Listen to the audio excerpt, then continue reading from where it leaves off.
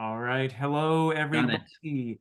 Welcome to a discussion of the Edan Trilogy. And specifically, we're going to be giving a non-spoiler assessment of the trilogy as a whole. And then we're going to work our way into a non-spoiler assessment of Return to Edan, following which we're going to dive into spoilers for Return to Edan. And I am joined here today by the two individuals who on BookTube were the very first to read the first book in the series, The Way of Edan, and I shared it with them for some very special reasons.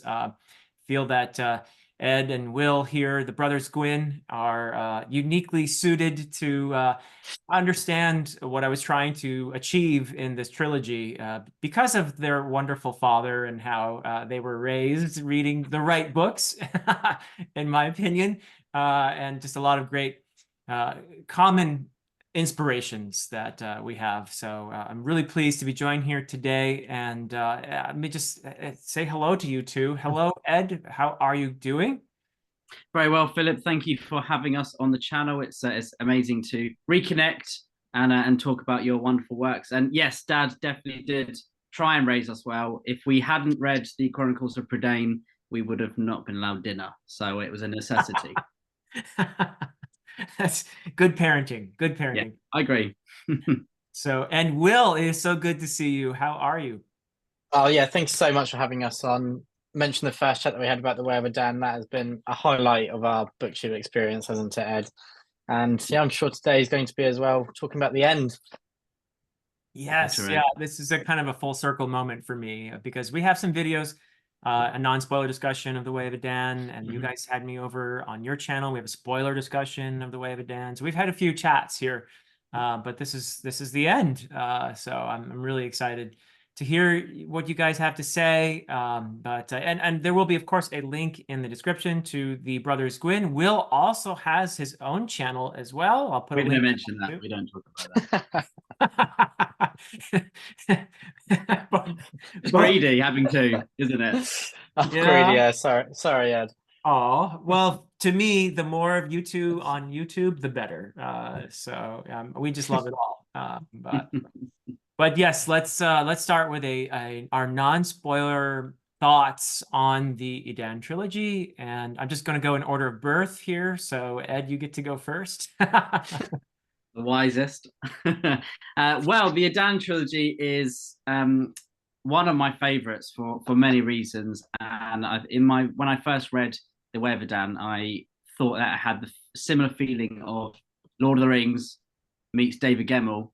And the more I read of this world of Edan, that I felt this feeling of the faith in the fallen, and that all comes down to, I think, Philip, all of the influences and inspirations that are behind this series are very similar to the books that we have read and loved that have kind of become like our reading canon, if you will. And I think the Edan trilogy is everything amazing that kind of sums up modern fantasy meeting traditional fantasy with tropes that are executed brilliantly, a whole cast of diverse characters, amazing, landscapes and beautiful world building, and then some nail biting action that has you in the thick of a shield wall.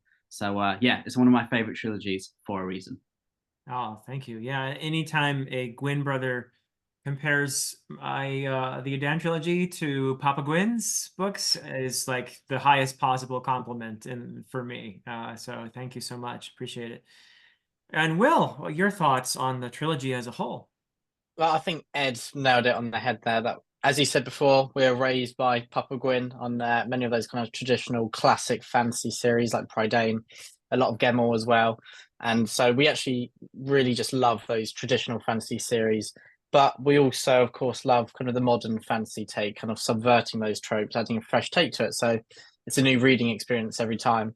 And it's just amazing seeing how you really have taken inspiration like that and really added it in a fresh new take with a world that Ed said is like Gemmell's characters in Tolkien's world, because I also love that you put an emphasis on the world building and it's got a rich history.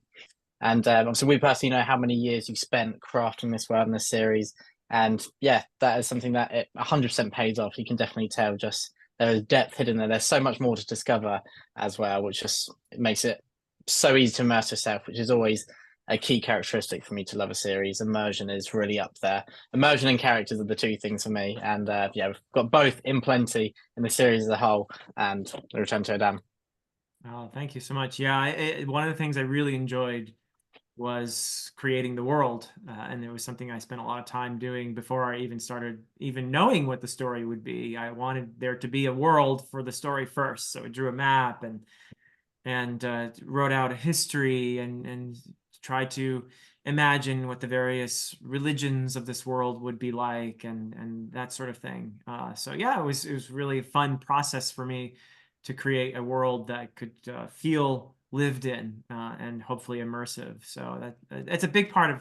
Not every fantasy is that way, but I think it's one of the things that attracts a lot of us fantasy fans is that the sense of the layers and the history and being able to look back in time at once what was, and that's kind of a cool thing that we do often find in fantasy. So yeah. Mm. Thank you guys, and let's move on to Return to Edan. We're going to start Philip, can I just Oh ask yeah, one please thing? do. Yeah. Yes, I mean, usually when we talk, when we chat to authors, we talk about, the beginning of the process. How do they start? And like you said, Yep. drawing maps. And I remember a quote from you saying that, the best way to kind of find your way into a culture is by listening to their stories.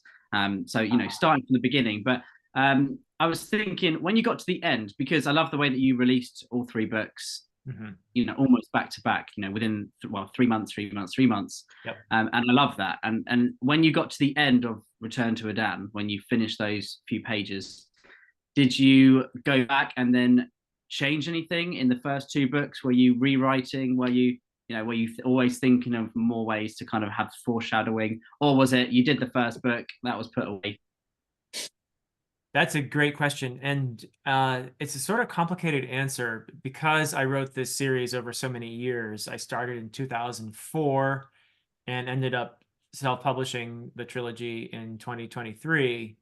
So that's a lot of years there. And of course, most of it was summers because I have my work and everything else that I need to do, and the summers were relatively free. So, but in the process, I know that I went back and revised the books many, many times. Many times. I would not even want to show anybody the first draft of what is now The Way of Edan and Prophet of Edan, because originally those two were one book, actually. So did I go after writing Return to Edan, did I go back and change anything substantive about the first two books? Not really. I can't remember. I am a planner, so there were certain things I knew what I wanted to do. There was one thing I was undecided about was actually the ending. I was back and forth on that. We can talk about that when we talk about spoilers, but I was very much back and forth on the ending. You probably already know what I'm talking about, but it was something I didn't decide until I was almost finished writing Return to Edan, actually. I knew it would be one or the other, but I didn't know which for a long time. And I had reasons for going the way I went, which we'll talk about. but yeah, I think because I'm a planner, there were certain things that surprised me, certain directions. Sometimes the character just sort of grabs you and says, "Hey, you're going to do this now," and you have to listen when the story tells you you need to go somewhere that you didn't anticipate. I think that you need to really listen, even if you are a kind of rigid planner like me. Sometimes that's part of the creative process, and you end up with surprises, but nothing that made me go back. Well, I shouldn't say that. There were certain things that I did have to change. That's true. It had to do with a certain character. We can talk about this later. There was a certain character that I initially had killed off in the first book. And that character that could be any one of millions, because it could be any very brutal character. And that character, this was late in the process because I had written all three books, but I had a really great discussion with my developmental editor, AP Canavan. And he's the one who convinced me that I needed to not do that, at least at that moment. So that involved some revision, and that character who was initially not around for the next couple of books, I had to tweak things. And fortunately, I had another character already written who I could just sort of take out of the story entirely and give that arc to the character who was initially. So that's an example of something that really did change. But yeah, it's hard to really remember because it was such a process over so many years. But that's definitely an example of where I went back and made some pretty important changes.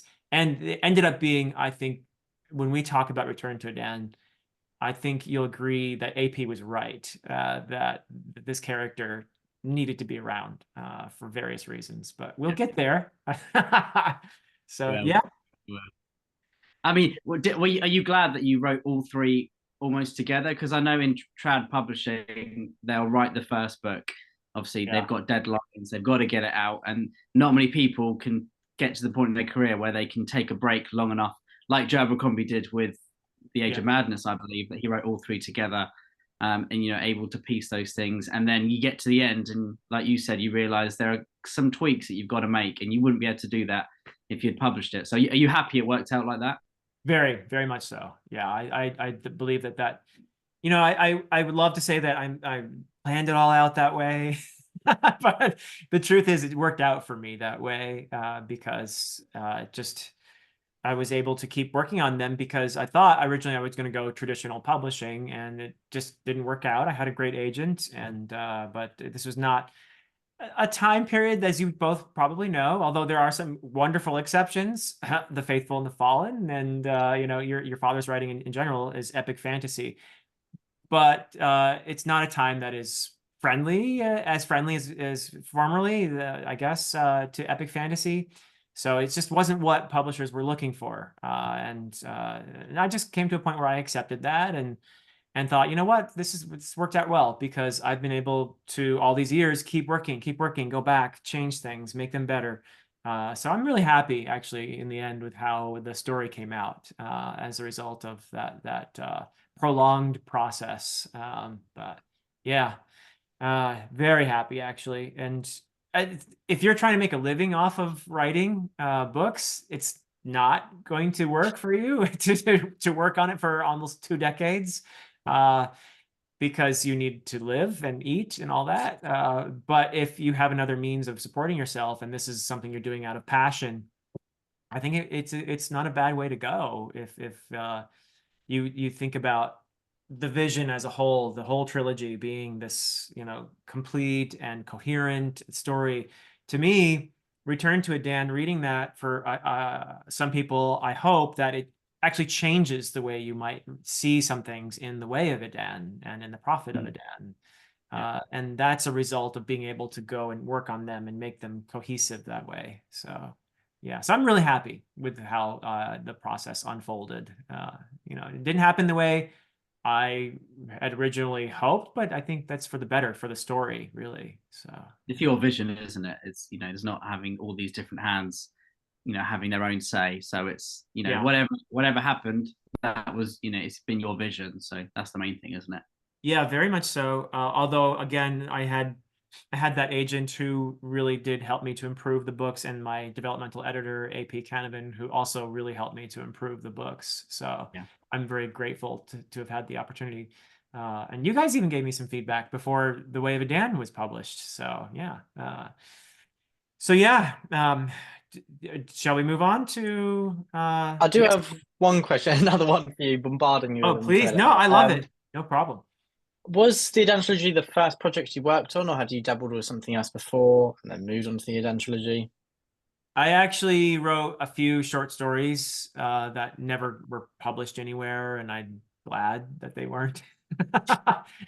But yeah, this was the first real project of mine. This is the first, and I don't necessarily recommend this as the best way to start writing, but I had this notion that I was going to do a lot of things to prepare to be a writer.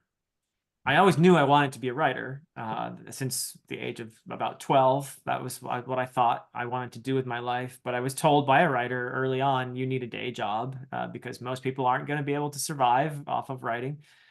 So I decided to take the scenic route, and this was also because of how much Tolkien had inspired me. And I decided I needed to learn a bunch of languages before I could really write. I decided that I decided I need to learn a lot about the world and history, and just cram my head full of stuff that would, mythologies and stuff like that. And I decided that I needed to travel. I wanted to travel, and that would make my writing better. And I don't think I was wrong necessarily about any of that. Mhm. But what I would advise people is actually don't wait until you think you have the perfect story. Write, just write. Your initial efforts may never see the light of day, but you need to practice. You need to work on the craft, and there's only one way to do that, really, and that's to just do it. So I wish I could tell my younger self, just start writing Mm. stuff. Don't start with your grand vision of this trilogy that it worked out fine. But I did spend a lot of years preparing to be a writer when I probably would have been better off actually just writing. So, but, Like you yeah, said, you got to practice, and if you keep putting it off, you're never going to probably be satisfied because yeah. we're all kind of perfectionists in our own way, and Oh, yeah. like you said, once you get started, the muse talks to you in its own way. So you Yes. encounter ideas and solutions to problems. When you're writing, you don't have to have it all planned out. And George R. R. Martin, he started as an architect, and that hasn't gone the best for him. So you Yeah. got to be a gardener sometimes. Yep. Indeed. Yes. Which is great. I think if you have that, for me anyway, what works best is listening to the story once again, and allowing yourself to be a bit of a gardener, even if you are an architect. Uh, and it's fun. It's fun that way. I really love the creative process, and it really does feel like the story is telling you what to do sometimes. It's just there's no other way to put it. Mhm. And when that's happening, something special is going on. When you're waking up in the middle of the night and you have this idea that just seemed to come from the ether or something, and you have to turn on the light and write this down, then Yeah. you're in the middle of something special. So, but yeah.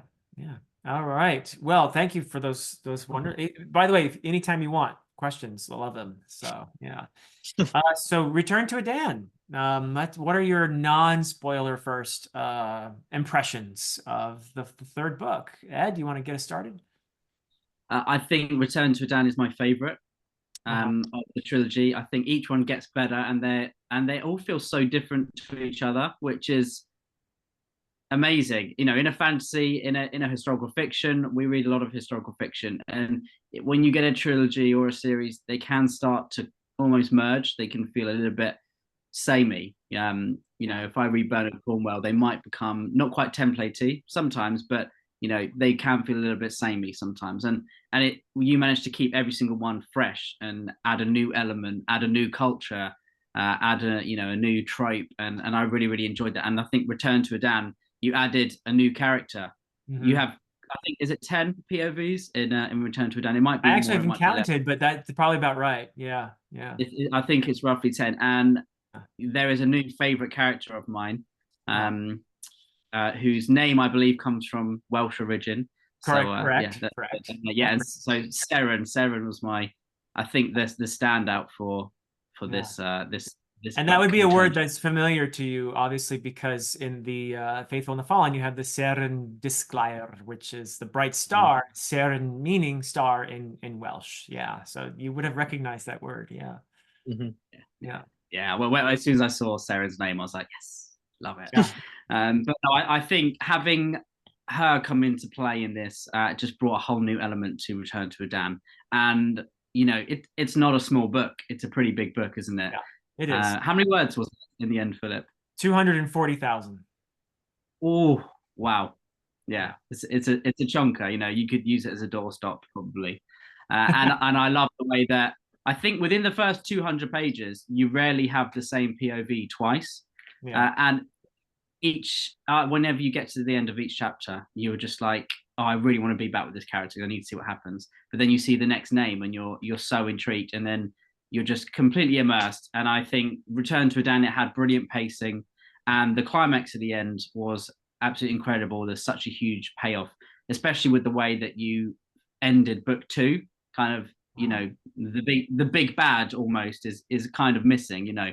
And so we were kind of thinking, what's going to happen in Return to Edan? And then it just feels like I couldn't predict anything that could have happened at all. And I'm not very good at predictions mostly, but that really was exciting for me. So yeah, no, I love Return to Edan. It's definitely my favorite. It had really emotional scenes. It had a great balance of battles, and then you know, your philosophical prose, I think, in the kind of melancholic moments were, you know, they usually hit the hardest for me. And I think with the climax at the end, you managed to merge action and heartbreak, unfortunately for us. But yeah, no, it is amazing. Yeah, I was trying to do something different in the third book. I think, from my point of view, the first 2 books, maybe by the end of the second, there are signs that this is going to be different because of, as you said, it feels like the ending of a traditional trilogy to many people. The Prophet of Edan is like, okay, wait, this is the end, right? What now? What you don't often see in fantasy, and there are exceptions, but you don't often see that. Well, what about afterwards? I mean, there's the Scouring of the Shire is my favorite example of, okay, what about the return? What about what happens after the great battle is won? The hero has made the great sacrifice. It's not just happy ever after that, is it? Having made such sacrifices, that doesn't leave you the same person. You know, what happens to you once you do something that extreme? What's left of you? What do you become? I wanted to look at that. And what about the world that's been ravaged? It doesn't just go back to, hey, okay, let's all go back to normal now, and yay, everything's great. There have been horrible losses. There's been despair. How do you get through that? So those are things I wanted to explore. And I don't think fantasy does a great job of that usually. There are exceptions, but oftentimes it feels like that's just glossed over. So I wrote a 240,000 word book to the longest essay ever. Yeah, it's like, okay, Tolkien Scouring the Shire, that's nothing. Look at this, you know. Hold my pen. Yeah. Yeah, hold my pen, Tolkien. So that's kind of what I wanted to do, and it is the longest of the 3. Prophet is 219,000. So it's not a short book either. And The Way of Edan is 165,000. So you tricked people with the first book. But we're going to get some, you know, not quite short, but, you know, fairly standard fancy lengths. And then the second book arrived, and it was that big, and I was like, yes, bring it on.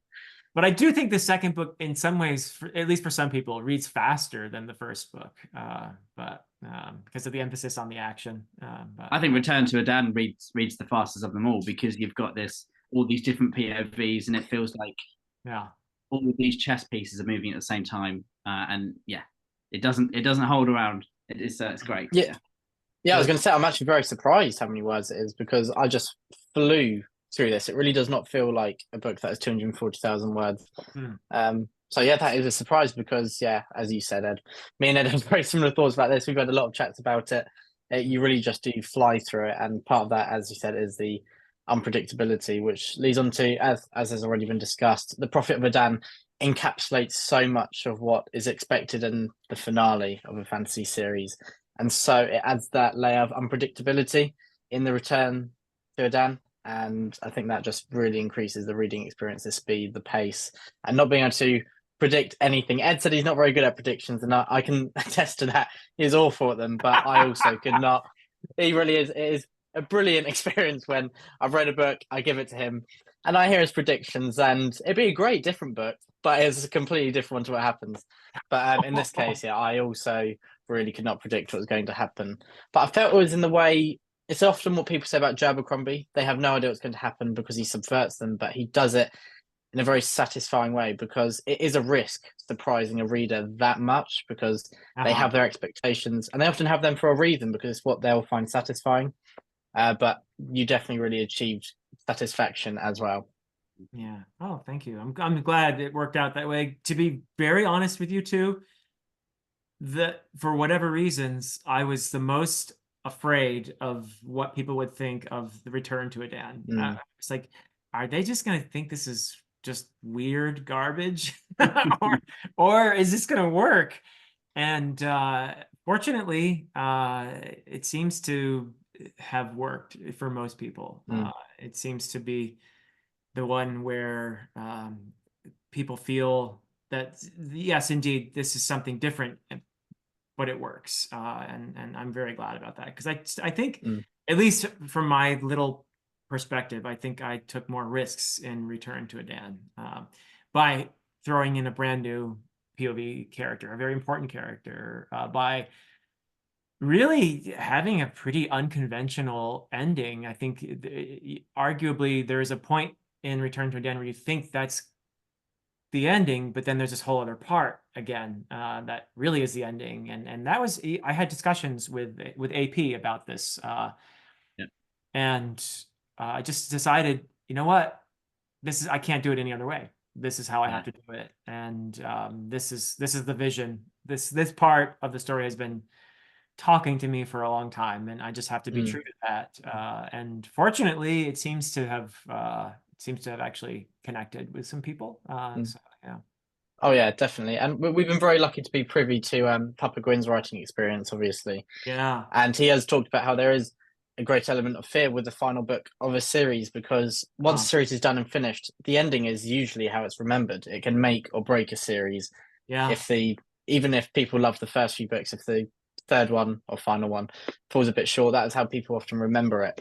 And so there is that added pressure. But Return to Edan, it's really interesting you talking about those two endings, because I was going to ask you about what your process for that was, but it definitely feels fitting. I think there's a lot of mirroring between the Way of Edan and the Return to Edan, and that really does make it feel very fitting. And you can tell that is a benefit of what we were talking about earlier about you writing all three together.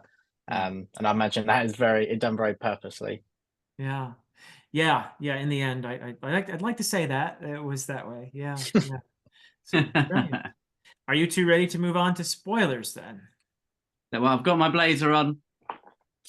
We're ready. On. That's his point. Mine aren't quite as good as Ed's. I can't quite find. Wait, what is Iris doing without her sunglasses right now? Yeah, well, yeah, exactly. Luckily, it's not sunny in England at the moment, so they've been shut for a while. Oh, no. I might have to keep them on for the rest of the day. I quite like them, actually. You both look so sharp. It's fantastic. In very different ways. Yeah, let's get to spoilers.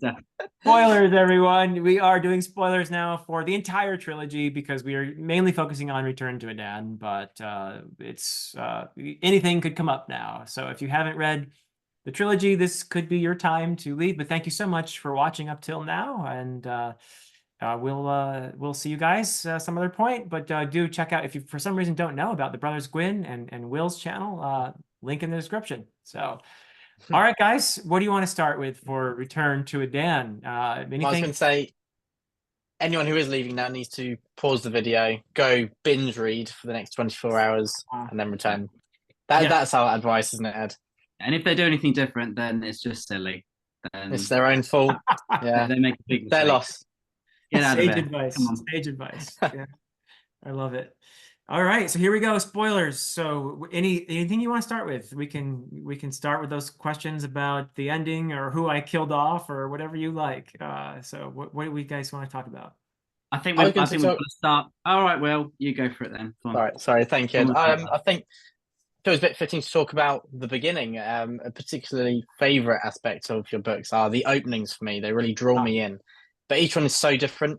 The Prophet of Edan really kicks off straight into the action. And then the Return to Edan, I think it really sets the tone for the rest of the book. As you said, there is an emphasis on book 2 on the action, on that really swift pace. And with the Return to Edan, got a very different beginning, but it feels a lot darker in many ways. And as you said, it is that aftermath, that kind of feeling of despair, kind of in the clouds above, kind of permeating through the characters, through the prose, through the world. And I was asking, was that something that when you sat down for the Return to Edan, was that tone very clear to you? or was it something that on reflection you kind of added as a streamline throughout?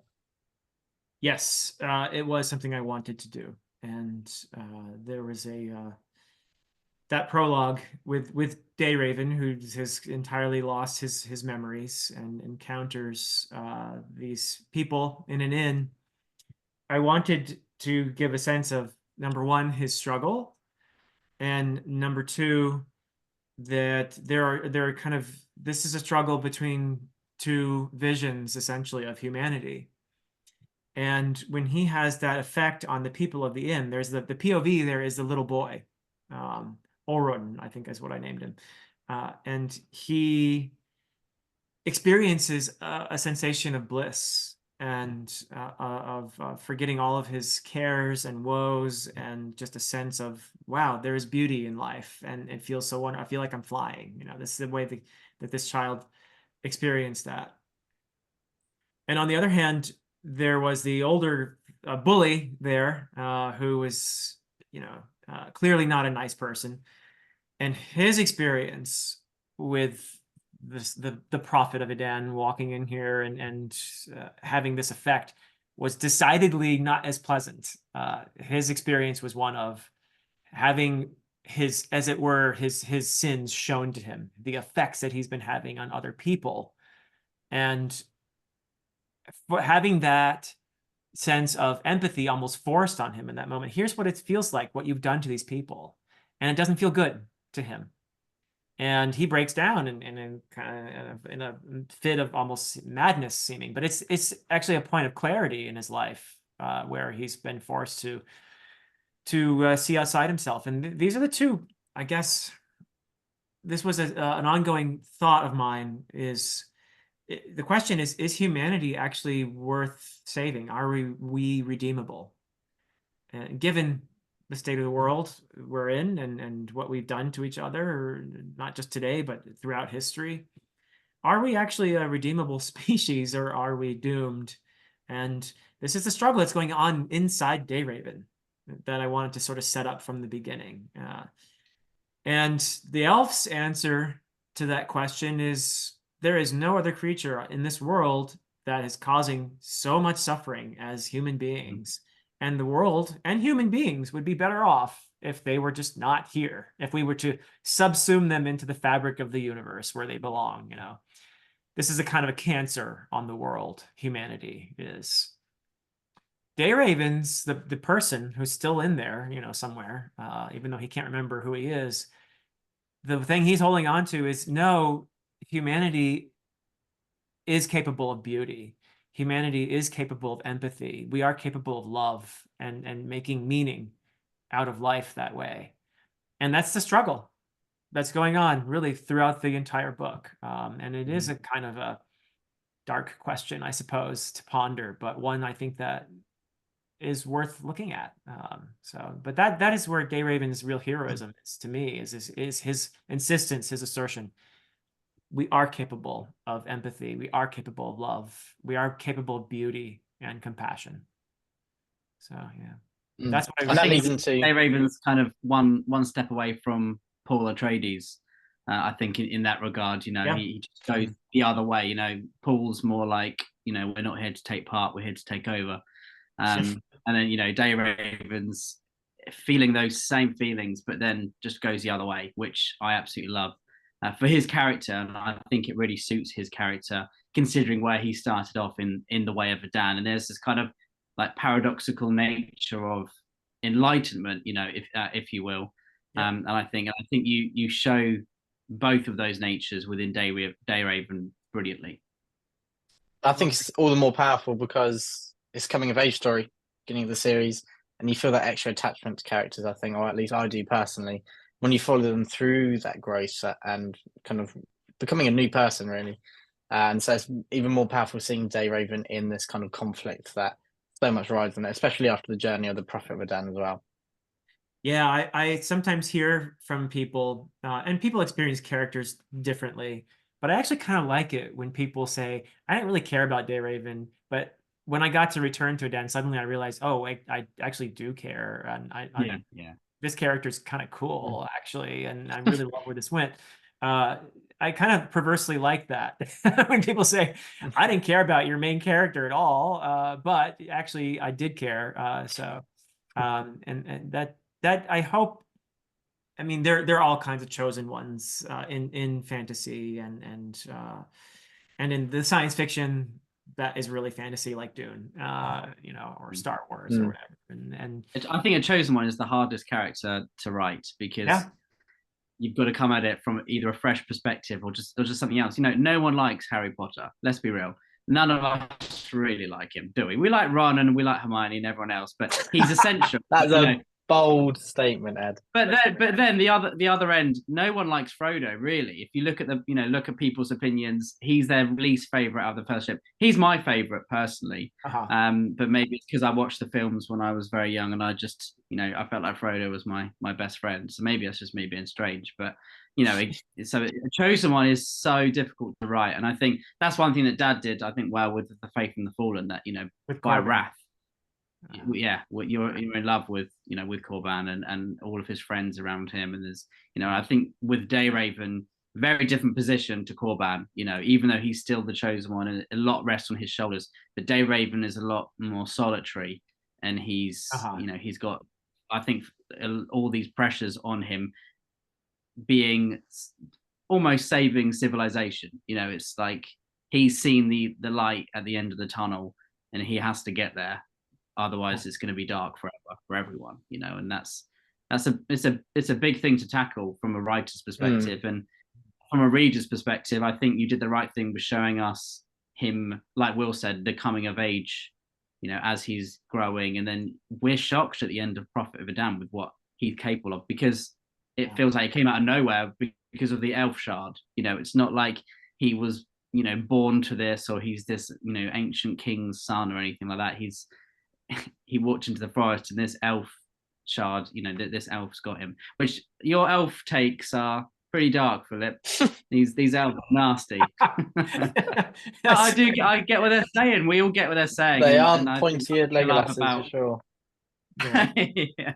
One thing I love about reading any books is kind of seeing our own humanity in all these areas that we wouldn't expect it. You read historical fiction but you see a little bit of ourselves in these characters, and that's, I think, what we can attach to and love. And in fantasy, we see all these different parts of ourselves in the Way of Edan, in Prophet of Edan, in Return to Edan, in all these characters, including the elves' mindset of humanity has caused a lot of bad stuff, and that's you can't get away from that. It's the same in this world as in a fantasy world, and that, I think, I just love that about this series. Yeah, thank you. Yeah, that ethereal outsider perspective is really vital to the series, and I really love what you said too about, because I think that in many ways the Faithful and the Fallen and the Edan trilogy start in a similar place with the farm boy kind of trope, but I love the way that your father handles the found family. No one does it better. That and animal companions. I will always, if anyone asks for a great series with animal companions and found family, Faithful and the Fallen. There's my answer right there. And you're so right that I think Corbin finds his strength. He finds his place, his identity amongst his friends, and it's just so important. Whereas Dayraven, very clearly in the Prophet of Edan, the key moment is when he has to go off on his own, and he has that transcendent experience off in the forest, and realizes, okay, this is what I have to do, and I have to do it alone. So yeah, there's a different emphasis there, and I think as a result, Edan does take a darker turn there, I think. So that's a great observation. Will? Yeah, I want to talk about Dayraven a bit more, because I think more so than even the previous two books, Return to Edan really revolves around Dayraven. Even if he's not physically present, everything's kind of driven by him. That was a risk too. I thought that somebody can be mad at me because the main character doesn't appear for the first couple hundred pages, but yeah. Yeah. That's what I was going to say, because even though he's not present, he's got such an influence on everything that is unfolding. Everything is revolving around, okay, where is he? We got to get him, yeah. Yeah, 100%. And I think it really encapsulates what we've been talking about, about that kind of hidden heroism in a very different sense. Mm. really looks at very different. It's not about the strength of your sword arm, and you got a very different take on themes that I think are very relatable to the real world. In fantasy, we all love action. We love all the epic sorcery, the epic monsters, but we're there for the heart, really. At the end of the day, we need heart to enjoy all of that, and that's where Day Raven, his heroism is in his mind and his kind of his passion and his ability to kind of see the best in humanity. And I think that's what makes him so relatable, and it makes it such a tense journey. I was so scared coming into especially what I called the first ending of Return to Edan. Yes. With that battle, I really just thought you can be very dark, Philip, and I just thought something very bad could be coming on very soon. And then I was thinking, okay, we've got at least I've got the safety that there are more pages. Some people must be surviving. But yeah, it really does play into that. It's got so much heart, and you've got characters on the complete opposite who they don't have as much kindness in them, and that's definitely shown. But I also love what you said about those kind of two different spheres of humanity, kind of being shown your sins, and then the boy at the beginning who is shown kind of bliss, and that it does feel like a sense of kind of justness, especially with some of the characters that Day Raven influences on the way. Some that have needed recompense for quite a while, but it's done in such a different way. Usually it'd be in a battle unless the enemy is struck down, and that is kind of your moment of triumph. But this is very, very different, and it feels like it's a much greater punishment for the villains. Yeah, so you're probably referring to Erkenwald for one, Yeah. king, who's is kind of has empathy shoved down his throat, which I actually view that in a way. I'm not, by the way, prescribing that as a solution to the world's problems. It doesn't really work out the way Day Raven intended. He makes mistakes, Day Raven does. Yeah. And staying with Erkenwald, I'm not sure entirely how I feel about it. There's a part of me that's like, yes, this guy who caused so much pain because he is an arrogant megalomaniac, because he's can't see past anything but his own pleasure, or his own hollow desire to be the center of everything. That he's a narcissist. So there's a little part of me that's like, I really want to see people like that forced to understand what Yeah. they do to other people. It hurts other people. I don't get people who go through life not caring about other people, right? And Erkenwald is the one character in this trilogy that I do not identify with at all. Even Bledla, there are moments when there's a piece of me at least that says, okay, Bledla believes he's in the right. He believes in what he's doing. He makes sacrifices, of his own body, of his own self, in order to achieve this, what he thinks as this most important goal there could be. But Erkenwald is just a pure narcissist, who's a loathsome character to me. So there was a piece of me that wanted to see justice done there, but it doesn't really work out the way Day Raven had hoped, does it? And he meets an end that, it seems appropriate. There's, I suppose, some cosmic irony in the way that Erkenwald is trampled to death by the lower orders among his people as they're fleeing from the Ilarchai in Torhelm. But I feel sad mostly. I don't feel elated, or I don't feel like there's some, I'm glad he got stomped all over. It's really more of a, what a waste of a life, At least that's how I feel. Yeah. At least It feels almost, I don't know whether people have made this. Sorry. I'll just say one quick thing, Will, then you can go. But I mean, I don't know, did you see Denethor in your mind when you were kind of seeing Erkenwald? Or I know obviously Denethor's not a king, he's a steward, and it's slightly different, but you have the similar kind of aspects, I think, don't you? Yeah, probably not consciously, but Tolkien is in my DNA, so it'll come out in all kinds of ways. So I like the Denethor connection there. Yeah. Although I think even Denethor, he was a victim of his own despair. He was not a narcissist. He was arrogant for sure, but I think he still believed that he had the best interest of Gondor in mind up until he cracked and he just gave up. They went over the edge, literally. Yeah, Yeah. yeah, yeah, quite literally. Yeah. But But yeah. Sorry, Will. yeah, I was going to say, because it does feel like bitter, Ekenwald's death, and I think that links into, we've talked about kind of the link between traditional and modern fantasy, that you've taken heavy inspiration from both. And in traditional, we've obviously got that classic good versus evil, and you can definitely see that in the Edan trilogy. Mhm. But then I think Return to Edan is where, more than the others, you make that even more complex. Yeah. And you show that every character has both parts, even if they are as inherently evil as Erkenwald is in so many ways. Right. It still does feel bitter. You don't feel elated, and it's like death can't be a great thing. Yeah. And I feel that with all the villains, and there's others that I identify with Yoraman in many ways. Yeah. Yeah. You're I think Yoran is Actually, my favorite perspective across the trilogy. I think he has. I mean, he has moments where I cried, you know, and I think seeing his perspective on, it's his mother, isn't it? He's, you know, thinking back on his memories of her, and just having that was just so effective.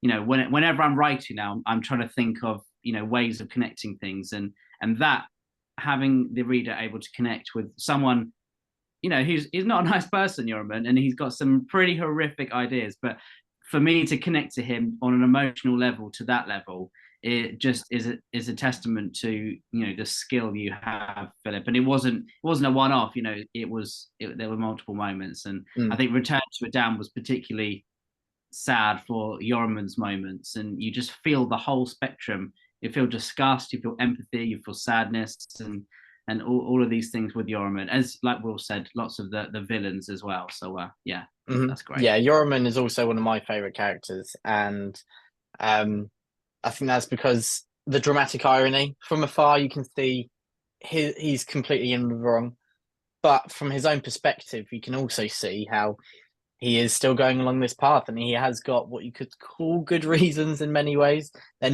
They are self-serving, but they're also, then it's not just purely self-serving. Right. But whilst we can see that it's not going to end well, and the whole time we're just edging closer and closer. And I love that tension. You've got many twists and surprises along the way, but also with Yoraman, you can just tell this is mounting to bigger and bigger stakes, that he is going to cause kind of a cataclysmic end for many around him. And then you still surprised me with where his journey went, but it still had that kind of satisfaction of where his journey has come from, the Way of Edan, which he was my favorite character of book one as well. Yeah. Thank you. Yeah, I think that he had a very brief and genuine moment of real redemption there. When Dayraven transferred all that power to Yoraman, or Yoraman took it on, he had every intention of honoring everything that he had come to believe through his interactions with Dayraven. He genuinely thought he was ready to give up on all of his ambitions and everything else.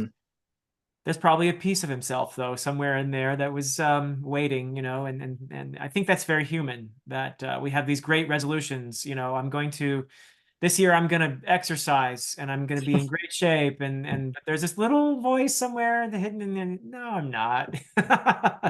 So and then you see some chocolate and it's just calling to you. Exactly. The chocolate calls. And for it was Yoraman, still buried in there. For Yoraman, the moment was when Morcar and Edulf remind him of everything that he was, you know, essentially. And he doesn't like that reminder. And it's a very abrupt, you know, I mean, it's quite a mind-blowing experience for the two of them, quite literally. And Yoraman's gone. I mean, he's poof. And the elf, that was one thing I thought I never really quite even understood myself, was how, this is a question. When you encounter an elf, you're supposed to be essentially have your soul sucked out of you and you become part of the, you know, the greater fabric of the universe, all of that. Why does Dayraven survive in the first book? Why does he survive this encounter? Obviously, because I needed a trilogy, right? But it's quite a short book. But within the world, how this has never happened before? Why does Dayraven survive? And why doesn't Yoraman, except for that very brief moment? He does have it, but he doesn't last very long. And the answer, my private answer, has something to do, and I hint at it in the books as well. It's there, so maybe I'll just let people figure it out. But I do think that there is an answer that I hint at and explore in there. But whatever it is that allows Daeraven to survive that long, he wasn't going to keep going, but he made a pretty good run of it. Yoramon lacks that, so he wasn't able to do what Daeraven was able to do.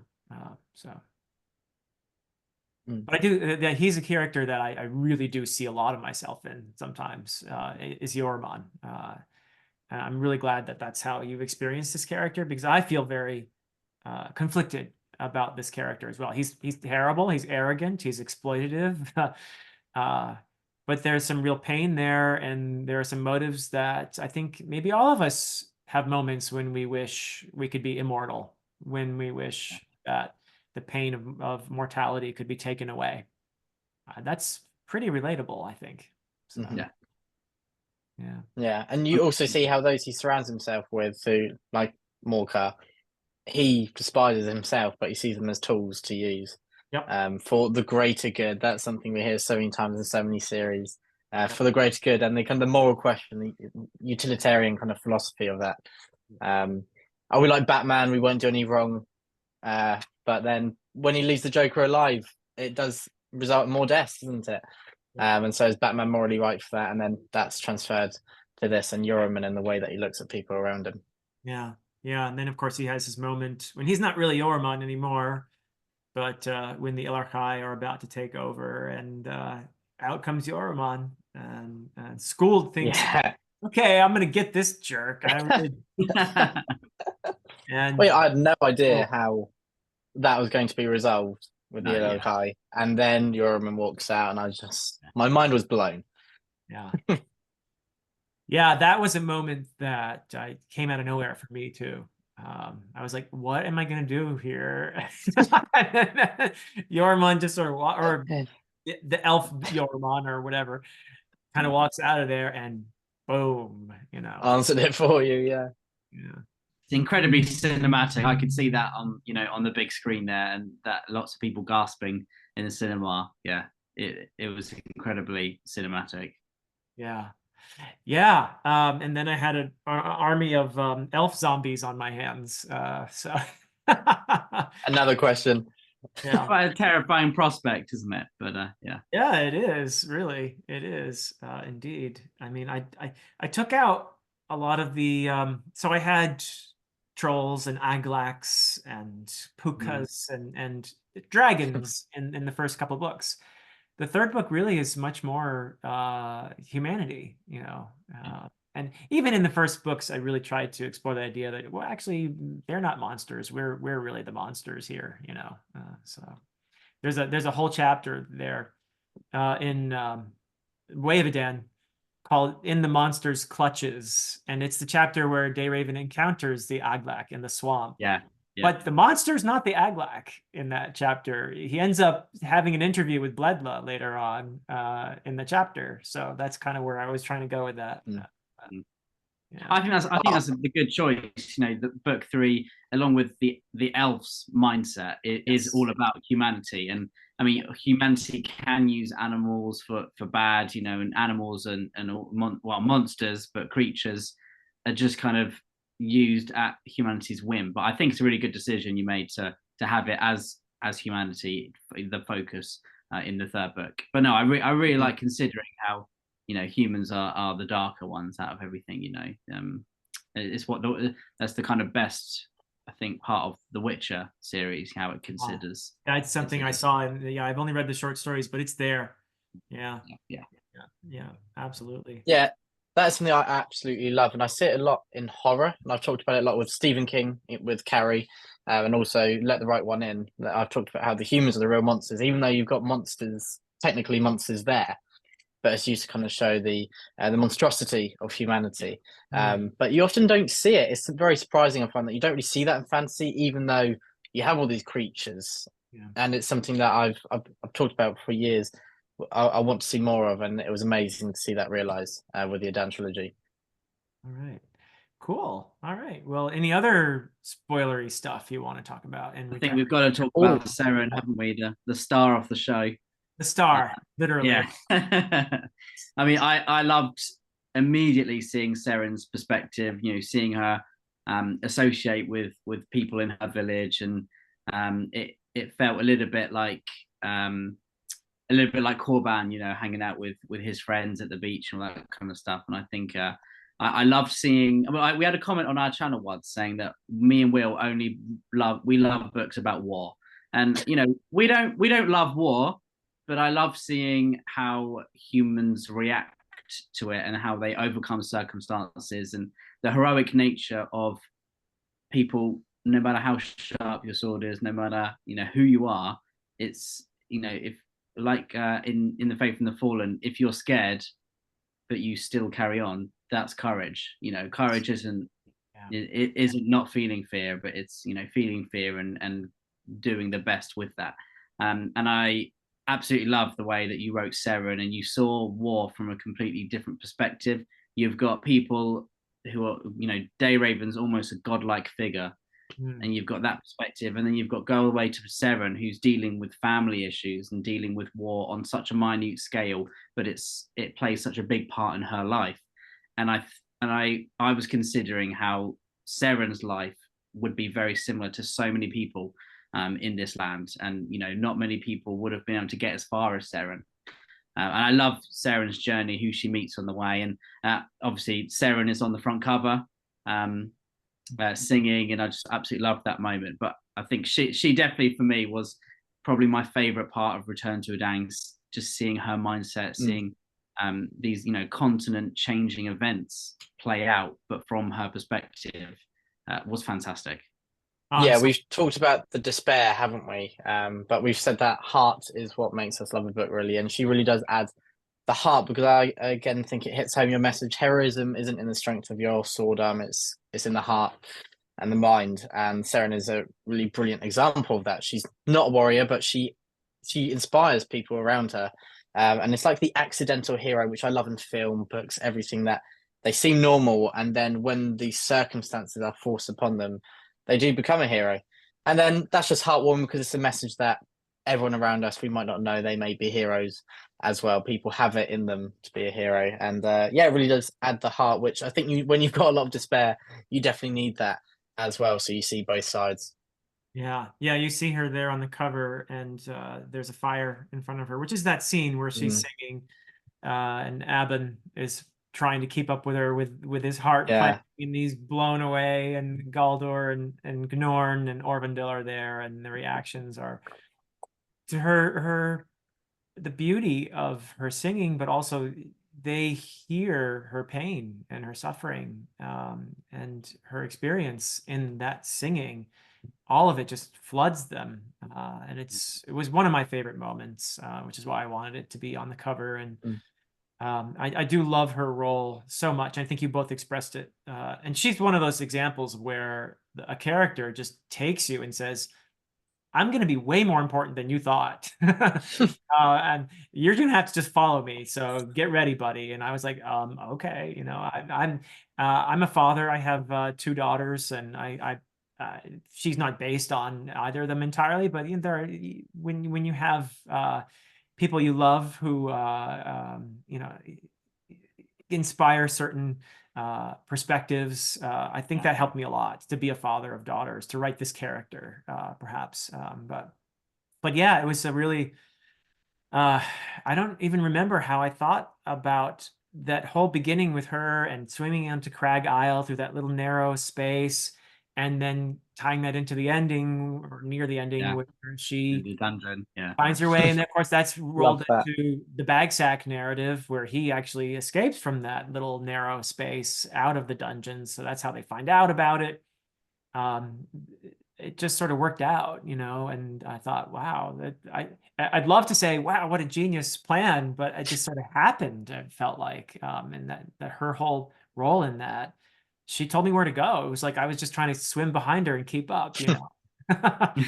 But Neil Gaiman said the whole purpose of your second draft is to make it seem like you knew what you were doing the whole Yeah. time. So Yeah, to Yeah. fool your and editor. I think.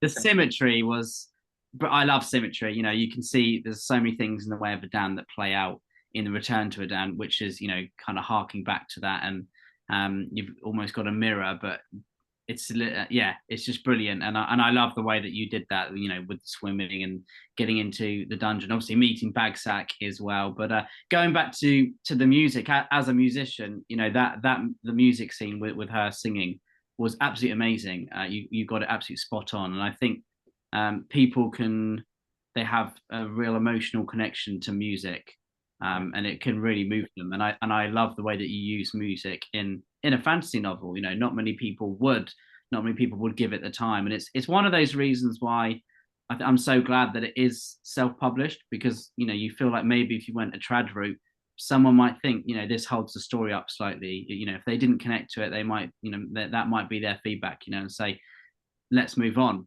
But from the reader's perspective, now it's out in the wild. That was, you know, one of my favorite scenes with her and everyone's reaction, and yeah, it's brilliant. I'm glad it worked for you. Yeah.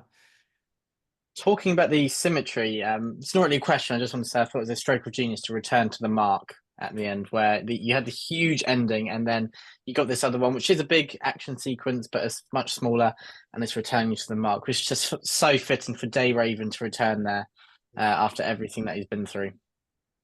Yeah, thank you. Yeah, that was very deliberate. That was my scouring of the Shire moment, I guess you could say, or that was my, and it is called Return to Edan. It's for many reasons, and that is one of them. I did want it to be a full circle moment, and I'm glad it worked out the way it did. And that is where I was very conflicted about the ending. So full spoilers here, but I didn't know whether or not Raven was going to survive. I was wondering if that is the thing. Yeah. Yep, that was the thing I kept going back and forth on, and had a conversation at one point with my agent about it when I was working with my agent. Wonderful, very helpful, and he didn't tell me what to do. But the gist of what we decided at the end of the conversation was, for an ending to feel compelling, it can't just be everything is wonderful now. There has to be some sense of loss. There has to be something lost at the ending. And in the end, I just believed that Raven going the way he did was the most appropriate and compelling way to go. And it made sense. I mean, everything you figure out what his name meant, Raven, at the very end, really. You figure out, oh, well, that was what the Raven was the whole time. You know, that was an element that I kind of knew what it was the first time, but I wanted it to be something that you wouldn't really understand until the end.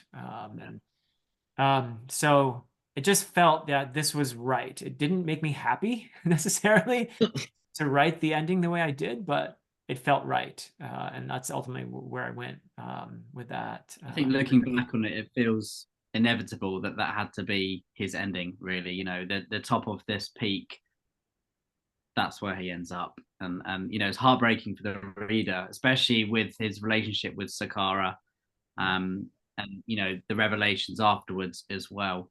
And it just hit home massively, seeing Raven, his ending. And yeah, it was brutal, but it was very effective. And I definitely agree. It is why do we love loss? Why do we need that at the end? It's a shame, but it did, you know, it would have felt, like you said, it wouldn't have felt right if you wrote it another way. Yeah, I think it's like heroism and tragedy are intertwined, aren't they? It's what we see with the Arthurian legends. Why? And so much that compels us. I know, but it's almost like without one, you can't have the other, can you? And I think you're exactly right. Raven, I want him to live, but it also feels like it really just encapsulates. I think with all of them in the final, look, Munzil, his ending as well just felt satisfying. Obviously, another great character. Yeah, he hit a lot closer to the heart, Raven, but I think it's again finding those perfect endings that are very different, but encapsulate kind of their journey.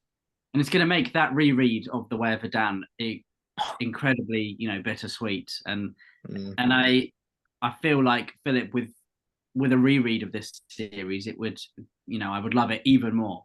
I adore the trilogy as it is, but I think after a reread, because you've written it all in one go, we will see so many more bits of The Way of Edan that are, looking forward to Return to Edan. And also knowing the ending of these characters, we're going to be sad seeing them, happy and innocent, at the beginning, and knowing what's in store, for them.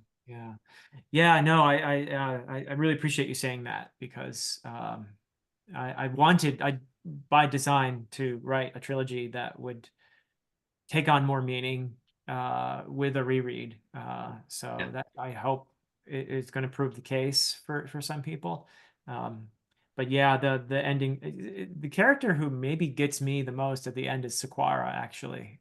Is her loss and everything she's been through, that she's all this time through the whole trilogy has had this struggle in terms of her own identity as a healer versus having to become a weapon. And this is her, her sense of duty to her people, to her kingdom, necessitates that she become a weapon, even though the way she wants to serve is as a healer. And to have her experience so much loss there at the end was gut-wrenching, really. That's who I felt bad for at the end, and having to be so stoic about it, and having to be so strong and keep going, and and just having that vast loss all the time, carrying that around and learning how to carry it, because you guys are, we all know the grief is not something that ever goes away. You just have to learn how to carry it somehow.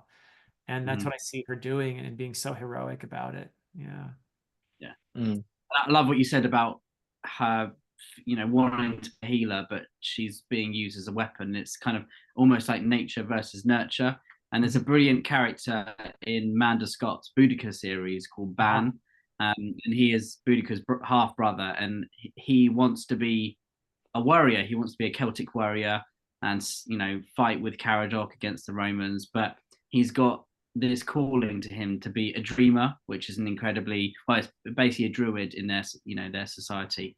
And, and then you've got the other side with his sister Boudica, who wants to be a dreamer, but she's, she's a warrior and all this kind of stuff. And I love the way that plays out, and I love the way that people deal with that. And reading about that is something really exciting. And Sakara definitely had that excitement there, and it's such an interesting debate, isn't it? Nature versus nurture, and her ending was incredibly sad and again brutal. But hoping for your next project, maybe she will pop up. We will see.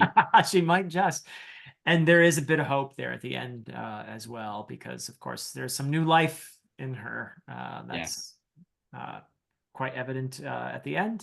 So hopefully it doesn't feel entirely depressing for her, that she has something to live for, and she has work to do, purpose in her life. And that also makes it even more heartbreaking, because it's like she's had two losses, that she's lost Raven, but she's also lost this future of a family, and rather than her being, like you said, a weapon, she had, almost at her fingertips, she had this future together, the three of them, and maybe more in the end. But so it makes it even more heartbreaking.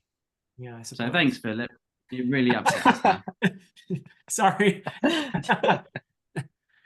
Then we have the character who almost wasn't in this book or in the Prophet of Edan. That's Imhar, because originally he died at the end of the Way of Edan.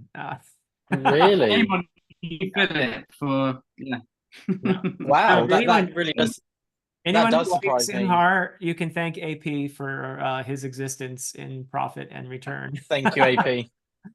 Thank you. Savior. But yeah, no, what is now the prologue of the Prophet of Edan, book 2, was originally the final chapter of the Way of Edan. And when it was the final chapter of the Way of Edan, Imhar did not survive that encounter. Wow, Yeah, that is a great nugget and inside source there. That is really, Yeah. Yeah, yeah, I think when we reread it, That- that's what we're thinking of as well. You know, yeah. Mhm. that what could have been.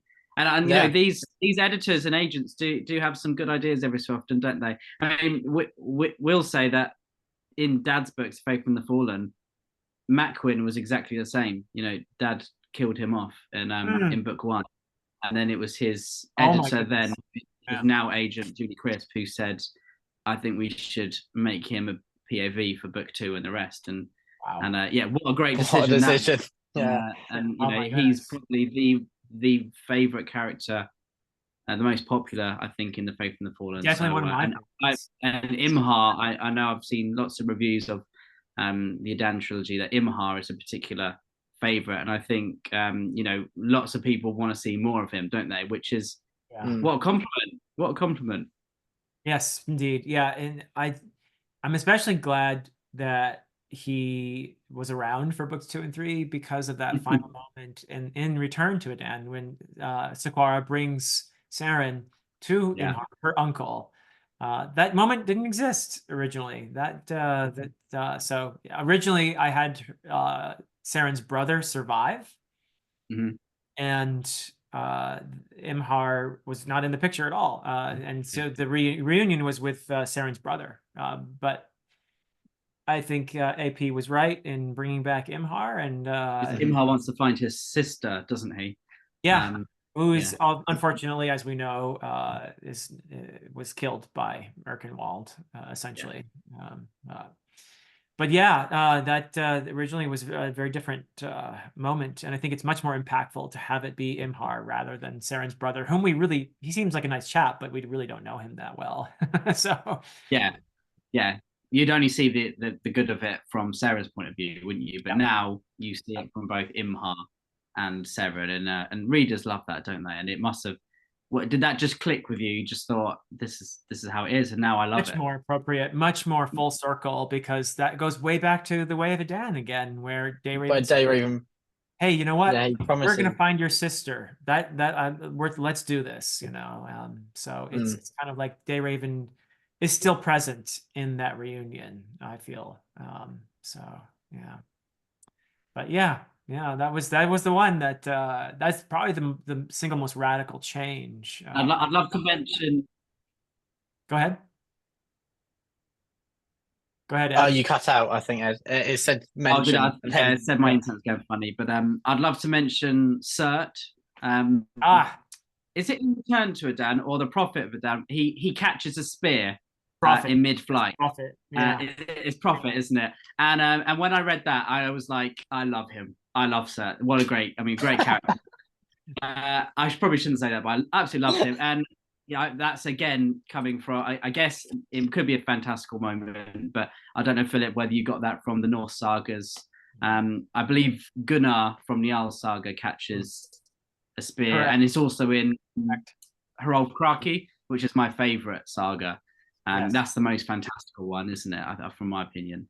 Yep. But I think it's Bodvar Bjarki. Someone throws a bone at him and he catches it and throws it back, and it's this whole Norse feeling of whatever you can do, I can do better. And Sir just sums that up, and I loved his thread with Munzil as well. And I just that was great. You know, seeing this Norse perspectives was really cool, and just loves that. Good. Yeah, no, he's that whole gesture of throwing a spear over the enemy at the beginning of a battle in Norse, in the Norse context, that was essentially making a sacrifice. Everybody I kill in this battle is a sacrifice to Odin. That's what that means. Yeah. But if the enemy were to catch that spear, your sacrifice is null and void. What's an omen? Yeah, it's an omen. And that battle was kind of a foregone conclusion from that moment, but yeah, are we going to see any Raven Eyes coming up in the future? Oh, well, indeed. You noticed, okay, so that they survived the incident with Yoran. So yeah, I think you could count on seeing more of the Raven Eyes. That's exciting. Cool. Yeah, because they're the through really their leader is a very wily fellow. And Munzel never really liked him very much. But he's an effective leader in that he kept his people alive when the rest of the Elarchai were doomed. So yeah. Yep. Is he the one who had his eye? Does his eye cut out? He's only got one eye. He's got one eye, right? Yeah. So His is that an name, Odin reference? oh, his name is one of Odin's names. Oh, brilliant. Yeah. Yeah. I guess so. Then. Odin has a ton of different names. But Yes, very lucky. Yeah. Yeah. We don't all get a bunch of cool nicknames. Are there any other notable Norse influences and any nods to any Anglo-Saxon poetry that you've read? Orvandil in a big way. Yeah. Orvandil is a character that you would recognize from the Eddas, the name at least. And there's that whole story of Thor rescuing a character named Orvandil from the giants and bringing him back, and going through the mountains, and Thor was carrying him in a basket, but his toe is sticking out of the basket, and the toe gets frozen. So Thor snaps off the toe and throws it up into the sky, and it becomes the North Star, which is the planet Venus, or not the North Star. I'm sorry, the Morning Star, which is the planet Venus, and that's Orvandil. And there seems to be with Tolkien's Earendel, which is the Old English version of that name. Right. You see where this is going. Yeah. Earendel is mentioned as the name of the morning star in Old English poetry. That is where Tolkien got that name. And of course, you know that Earendel puts the Silmaril up in the sky, and that's that star, and all is woven into this name of Orvandil. And there is a moment where in Prophet of Edan, after Orvandil has killed Dayraven's father, Edgil, where Dayraven is essentially forgiving Orvandil, and he says, "You're like the morning star that heralds dawn." And I'm just very deliberately, going with that. But he is very much the sort of, and it was probably inevitable that Orvandil and Surt would have to fight each other. Yes. So that was like Aragorn and Lurtz, it feels like, but yeah. And it was a great, love it. Had to happen. Does Orvandil, does it, is there someone in the Norse sagas also, maybe I'm getting it wrong, but does his name mean War Raven? I think there's something, I read something about Orvandil meaning War Raven, but maybe it's another name. Probably a different character, yeah, I think so, yeah. I'm as far as the actual elements of the name, I'm not sure we even know what they mean. Okay. Yeah, but you'll see the various versions of it. And it is a name that also comes up in the Saxo Grammaticus, which is, you saw, I believe in the Northmen. Do they leave the character? There's a character in Saxo Grammaticus's version of essentially Hamlet, which is where Shakespeare got the story of Hamlet from Saxo Grammaticus's story of Amleth, whose father, I believe his father, was named Orvandil as well. So it's a name that's used maybe that's where I'm getting it from. Yeah. And of course the Did the Lion King not come first? What's that? Did the Lion King not come before? Oh, it's all based on the Lion King. That's what I thought. That's exactly what I thought. As it should be. Yeah. So, but the film The Northman, obviously, right? And it's based on that same story, the Hamlet story, essentially. Yeah. So good. Anything else from Return to Edan that you guys wanted to talk about, or have we pretty much covered everything? Are there any other parts that you can thank your agent or your editor for, small tweaks? Are there any other nods you can give us? Oh, so many. Just some of them are just very little moments. One of my favorites is actually in Prophet of Edan, where one of the things that AP suggested was just to do a little something different. It's not very long, it's a very brief moment, but in the kind of in the middle battle, the battle for Azdralad, where the Torlanders show up and destroy Kiriath and Azdralad, and Queen Valdira dies and Urd dies and all of that. That's sort of the halfway point in Prophet. In the beginning of that, if Queen Valdira and her sorcerers use whales to try to destroy some of the ships that are coming in, and then the dragons, bloodless dragons, swoop down, and they can't use the whales after that. But the idea of whales and dragons fighting each other was AP's idea, actually. Was the idea that, look, these people have magic. They're not just gonna let the ships come in. You should do something like with the sea creatures. And I thought, okay, whales. Yeah, let's a whale dragon fight, brief as it is. You know, again, incredibly cinematic, and I think that's another thing I love about your writing, that it feels like you change your prose depending on the situation. Yes. And you've got these, you know, when I say cinematic, I don't mean, oh, it's just incredibly big and lots of explosions and, you know, and all that kind of stuff, and it's in your face. But I think the writing is so effective and the prose is tailored for those moments so well that it's visually so vivid. And yeah, again, in the melancholic moments, I think your prose reflects that as well. Do you consciously change your prose depending on the situation or the character, or is it something that just kind of happened?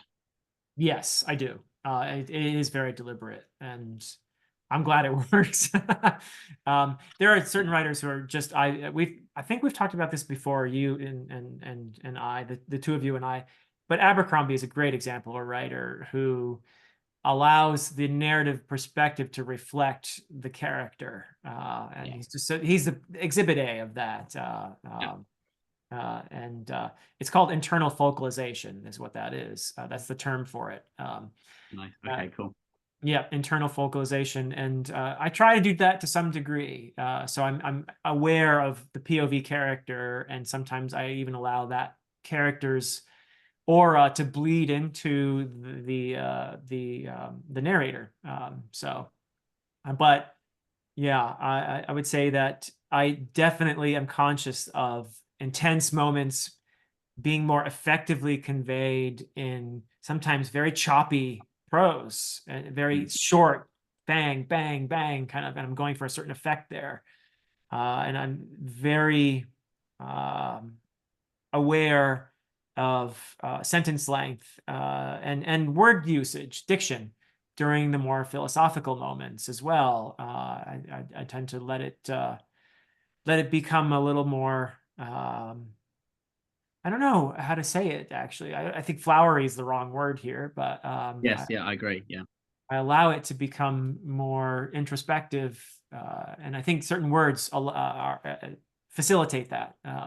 there's a broader range, I think, of vocabulary you use in that, and I think in the action it's very direct.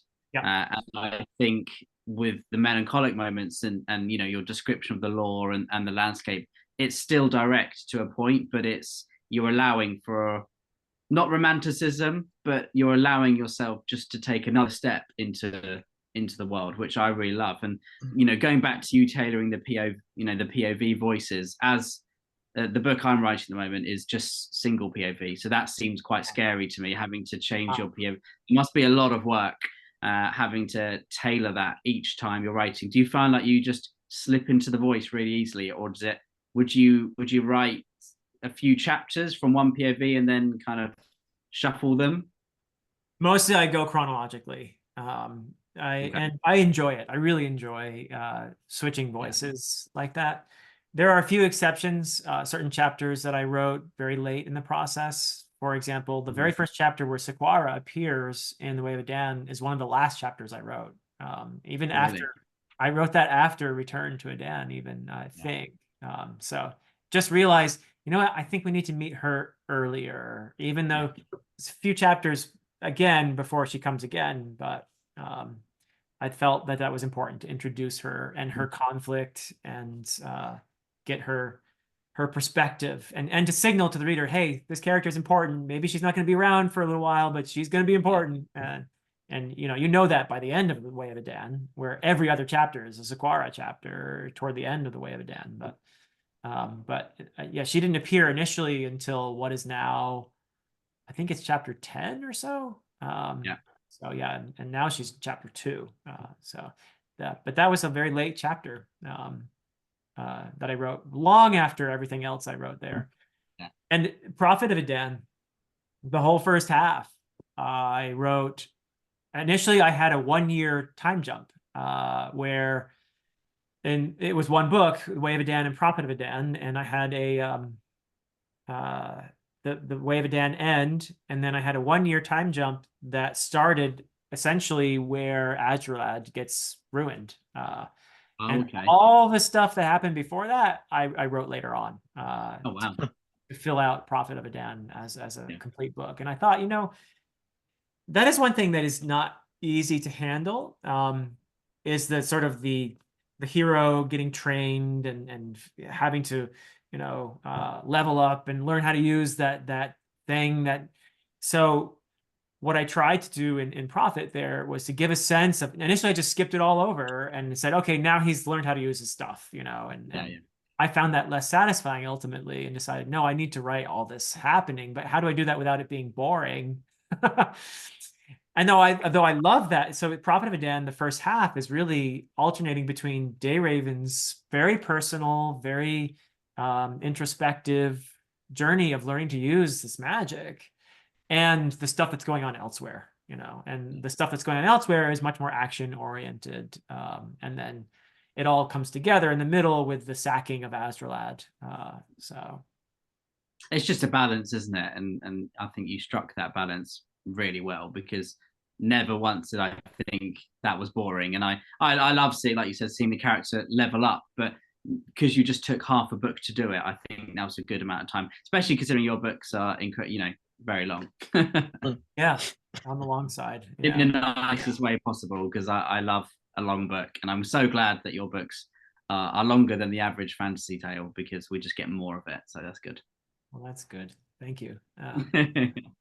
So cool. Anything else for the good of the order, Will? I just wanted to return to about talking about prose. I'd say often the word I'd use is lyrical. I've only read one Le Guin book, one Earthsea book, but it reminded me a lot of that, especially when you're discussing landscapes and kind of the traveling, and also the songs and the magic as well. It did really remind me, and I definitely need to read some more Le Guin. Oh, she's a favorite for me. Yeah, foundational in so many ways for the genre, but also for me personally in terms of my love of fantasy. Tolkien. Would you recommend? Because I'd love to read her soon. Would you recommend to read Tales of Earth? Is it Earthsea first? Yeah, I would start with A Wizard of Earthsea, and then proceed in publication order, more or less. This edition I have here is the complete Tales. Has everything. So it begins with Wizard of Earthsea, and then you read Tombs of Atuan, and then you read The Farthest Shore, and then it's Tehanu. So that's the publication order. And then after that, I think there are the short stories, and it ends with the final novel, which is more or less how she wrote them, I think. Though the short stories may have been written in a different order, actually, but okay, put them all together in here, that's how I'm reading it. So yeah, I'll do that then. Thank you. Yeah, this is a really nice addition, by the way. But yeah, I can definitely see your inspiration there in the prose. Yeah, thank you. That makes me very happy because I personally feel that Le Guin is just in the league of a very elite league of fantasy writers when it comes to prose. I just really adore the way she writes, and somehow she conveys so much with so little. It amazes me how she's able to do that. I can aspire to write like that, at least. But yeah. So wonderful. Thank you so much, both of you. This has been so much fun. I could go on and on and on, but I do value your time. So we will call it a day for now. But this has been really a very meaningful journey for me. And you two have been a big part of that meaning. It's really been very gratifying for me to be able to have individuals like you read and this trilogy and share your thoughts. I really can't express how grateful I am for your willingness to give this trilogy a try, and I'm just so thrilled that if any part of it resonates with you, it's just incredible, really. So I appreciate you both very, very much. Thank you for including Right. us, and thank you for us being able to read The Way of Edan before anyone on BookTube. So no, we're so happy with that. Thank you. It's a complete honor. And we absolutely love this trilogy so much, and we love gushing about it. And it's been great to virtually hang out again after so long. So thank you for having us back and going full circle, Philip. Yeah, thank you. It really has been such an honor. And as I said, it is a highlight of our BookTube experience, reading The Way of Edan and now the entire series as well. And Return to Edan is my favorite of the whole series. So it's amazing to kind of pick your mind about it. And yeah, it's just been so interesting hearing your answers. Yeah. Thank you so much. And thank you, everybody, for watching this. Once again, go and check out the Brothers Gwynne and Will's channel. You will never find on BookTube a better place for talking about not just fantasy, but also historical fiction. I learn a lot when I watch the videos over there. And just the dynamic between the two of you. And now we had some additions too, with Sadie's there sometimes, and we get some wonderful glimpses of Iris. Occasionally a pet pops in as well. So you never know what sort of critter is going to appear on the Brothers Gwynne. Could be anything. Could be anyone. And you get to see us annoy each other as well. And that's the best part. Soon it'll be the dogs without us. So yeah. The brothers dogs. All right, everybody. Thanks so much. And until next time.